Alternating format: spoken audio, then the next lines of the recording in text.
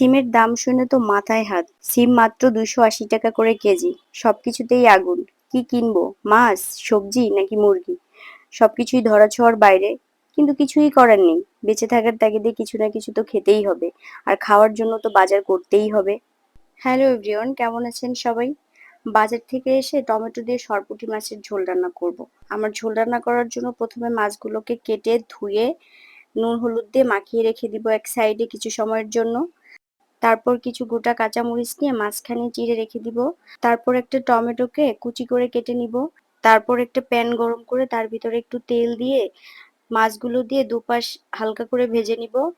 মাছগুলো ভাজা হয়ে গেলে ওই একই তেলে দিয়ে দিব আগে থেকে কেটে রাখা টমেটো কুচি।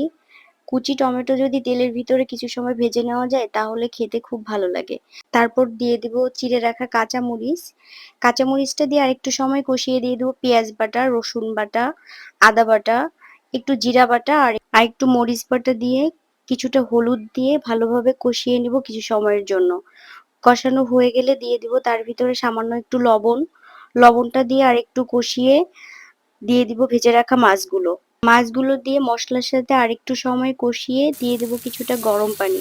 আমি এখানে গরম পানি দিচ্ছি কারণ মাছ কিংবা মাংসতে গরম পানি ব্যবহার করলে খেতে খুব ভালো লাগে। কিছু সময় ফুটিয়ে পছন্দ মতো ঝোল রেখে নামিয়ে নিলেই হয়ে গেল টমেটো দিয়ে সরপুঁটি মাছের ঝোল। গরম ভাতের সাথে খেতে কিন্তু দুর্দান্ত লাগে।